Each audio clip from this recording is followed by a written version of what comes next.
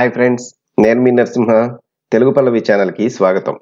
జ్వాలా ద్వీపంలో జాబిల్లి 8వ భాగం. రచన బిఆర్ వరదరాజులు గారు. ఆదిత్యకి అతి సమీపంలో ఒక కాగడ వెలుగుతూ ఉంది. దాన్ని చూడడంతో ఆదిత్యకి తప్పించుకోవడానికి మార్గం కనిపించి నెమ్మదిగా దాని వద్దకు వెళ్లి తన చేతులకి కట్టి ఉన్న తాడును కాగడాపై పెట్టాడు. కొద్దిగా చేతికి మంట తగిలినా ఆదిత్య ఓర్చుకున్నాడు. కొన్ని క్షణాలకి అతనికి చేతులకు కట్టిన త్రాడు కాలిపోయింది. ఆ తరువాత ఆదిత్య ఒకసారి ఆ కుటీరమంతా పరిశీలించి త్వరగా వీరి సంగతి రాజుగారికి చెప్పాలని బయటికి వచ్చాడు. అంతకుముందు బండరాయి తగిలి కింద పడిన చండాసురుడికి తెలివి తప్పలేదు. కాలికి గుచ్చుకున్న రాయి తలకి బండరాయి దెబ్బ తగలడంతో బాధని తట్టుకోలేక కొంతసేపు కళ్ళు మూసుకొని ఉండిపోయాడు. అంతలో అడుగు చప్పుడు వినడంతో మెల్లగా కళ్ళు తెరిచాడు. లోపల నుండి ఆదిత్య బయటికి వస్తూ ఉండడం గమనించి కోపంతో శక్తిని కూడదీసుకుని లేవడానికి ప్రయత్నించాడు. వీలు కాలేదు. అందువలన తనని దాటుకుని వెళుతున్న ఆదిత్య కాళ్ళు గట్టిగా పట్టుకున్నాడు.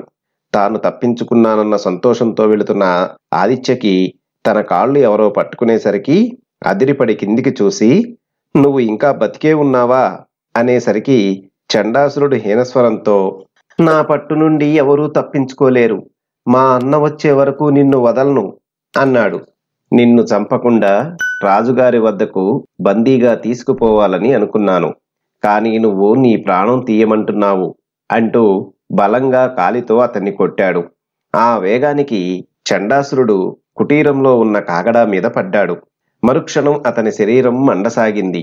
మంటల నుండి తప్పించుకోవడానికి వీలులేక అతను కుటీరమంతా పరుగులు తీసి భగభగమండి బూడిద అయ్యాడు. ఆదిత్య అదేమీ గమనించకుండా వేగంగా రాజభవనం వైపు అడుగులు వేశాడు. విశాలపురంలో రాజు సాయంత్రం తిరిగి వస్తానన్న ఆదిత్య రాత్రి వరకు రాకపోయేసరికి కంగారు పడి కీర్తిసేనుణ్ణి పిలిచి చెప్పాడు, "మహారాజా, కంగారు పడకండి. ఆదిత్య మహావీరుడు. అతనికి ఏ అపాయమూ రాదు. ఈ రాత్రి వరకు రాకపోతే రేపు నేను స్వయంగా వెళ్తాను.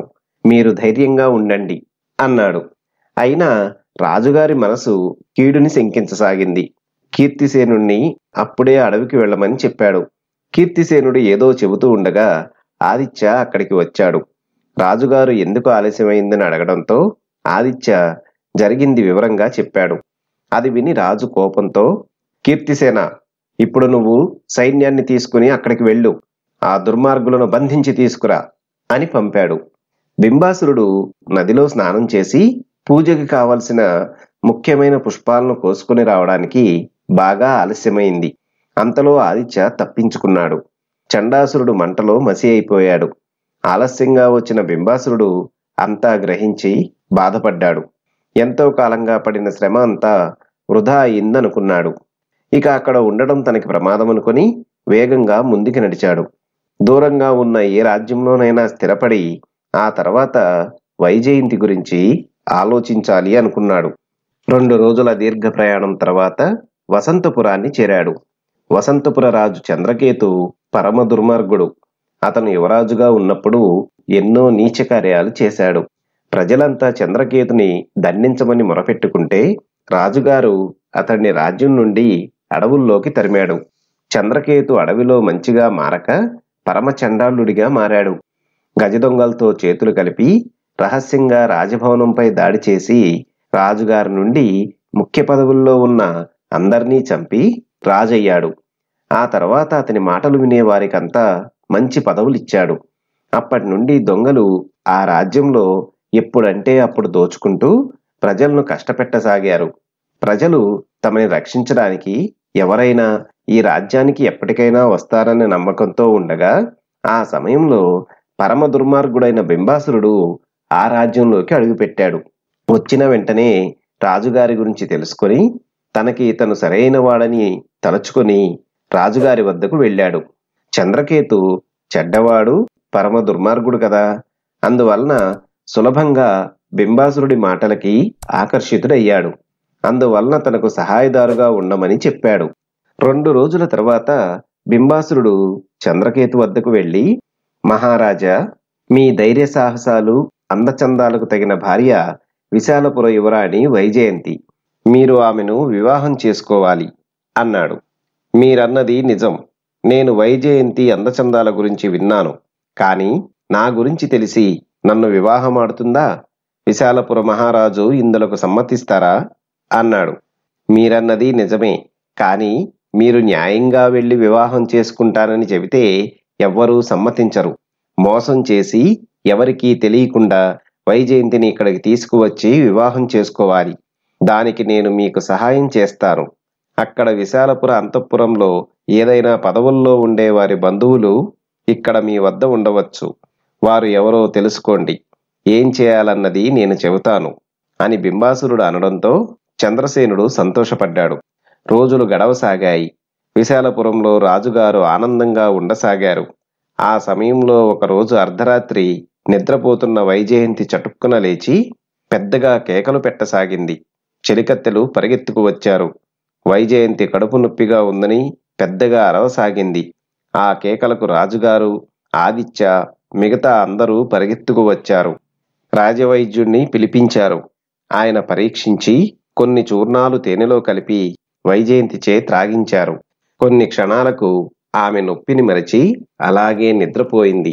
ఆదిత్యకి మాత్రం వైజయంతికి వచ్చిన కడుపు నొప్పిపై అనుమానం వచ్చి రాజవైద్యుణ్ణి అడిగాడు. అందులకు ఆయన, ఆదిత్య, ఈరోజు యువరాణి తిన్న ఆహారంలో ఏదో కలపబడి ఉంది. అది ఆమె కడుపులో అరగక ఆగిపోయినందువలన కడుపు నొప్పి వచ్చింది. సమయానికి నేను వచ్చి దానికి విరుగుడు ఇచ్చినందువలన అది కరిగిపోయింది. ఆమెకు నొప్పి తగ్గిపోయింది. ఇంకా కొంతసేపు నేను విరుగుడు మందు ఇవ్వకపోతే ఆమె కడుపులో ఉన్నది గట్టిపడిపోతుంది. ఆ తరువాత ఎటువంటి విరుగుడు మందులకు కరగదు. ఆ తరువాత ఆమె కడుపులో ఉన్నది ఆమె శరీరంలో అన్ని భాగాలకు ప్రాకిపోతుంది. దాని వలన ఆమె లేచి తిరగలేక మంచానికి అతుక్కుపోవలసి ఉంటుంది అన్నాడు. ఇంత గట్టి కాపలా ఉన్న అంతఃపురంలోకి ఎవరు ప్రవేశించి యువరాణి ఆహారంలో ఇంతటి విషాన్ని కలిపారు? అది ముందు తెలుసుకోవాలి. అది నేను చూసుకుంటాను. మీరు వెళ్ళండి అని ఆదిత్య అందరితో యువరాణి కడుపు నొప్పితో బాధపడిన సంగతి బయటవారికి చెప్పవద్దని చెప్పి బయలుదేరాడు. మర్నాడు ఆదిత్య వంటశాలకు వెళ్లి విచారించాడు. అక్కడ చాలా కాలంగా పనిచేస్తున్న నమ్మకస్తులు మాత్రం ఉన్నారని తెలుసుకున్నాడు. అలాగే ఆహారాన్ని యువరానికి అందించే చెలికత్తెలు కూడా చాలా మంచివారని తెలుసుకున్నాడు. ఇంతవరకు అనుమానించదగిన వాళ్ళు కనిపించకపోయేసరికి కొంచెం ముందుకు వెళ్ళాడు. ఆహారానికి కావలసిన కూరగాయలు ఉంచబడే గది వద్దకు వెళ్ళాడు. ఆ గదికి కాపలా ఉన్న రాముడితో మాట్లాడి కొన్ని విషయాలు గ్రహించాడు.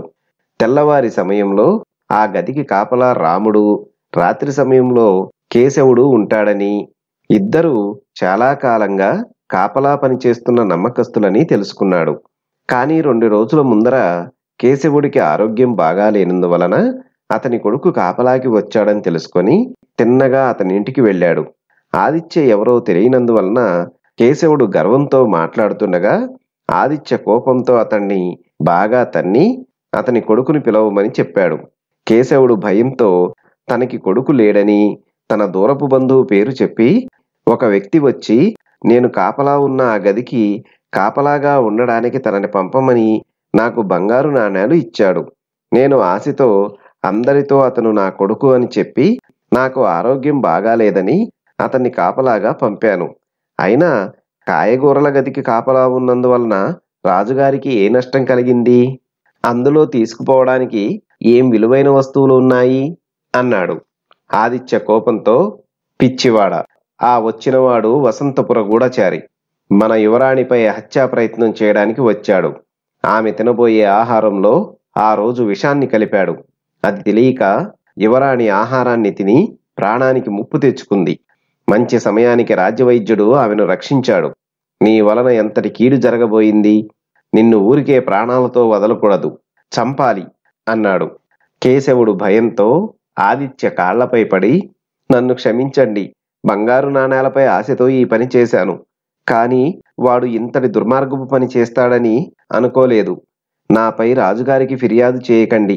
నన్ను వదిలేయండి. వచ్చే నెలలో నా కూతురికి వివాహం చేయాలి అన్నాడు. అయితే నీ వద్దకు వచ్చిన ఆ వ్యక్తి వివరాలు నాకు చెప్పు. వాడు ఎలా ఉంటాడో చెప్పు. నీ ద్వారా వాడిని బంధించడానికి వీలవుతుంది. అసలు వాడు ఏ నగరం నుండి వచ్చాడు? ముందు అది చెప్పు అన్నాడు. ఏదో చెప్పడానికి కేశవుడు నోరు తెరిచాడు. మరుక్షణం కిటికీలో నుండి విషం పూసిన కత్తి వేగంగా వచ్చి అతని గుండెల్లో దిగింది. కేశవుడు పెద్దగా అరిచి కింద పడిపోయాడు. తమ శత్రువు దగ్గరలోనే ఉన్నాడని ఆదిత్య గ్రహించి వేగంగా పరిగెత్తి కిటికీలో నుండి బయటికి చూశాడు. ఒక వ్యక్తి గుర్రంపై వెళుతూ కనిపించాడు. హంతకుణ్ణి పట్టుకోండి! పెద్దగా అరిచాడు ఆదిత్య. ఇంకా ఉంది. చూశారు కదా ఫ్రెండ్స్, ఇది ఈరోజు కథ. మరొక మంచి కథతో తదుపరి వీడియోలో కలుసుకుందాం. ధన్యవాదాలు.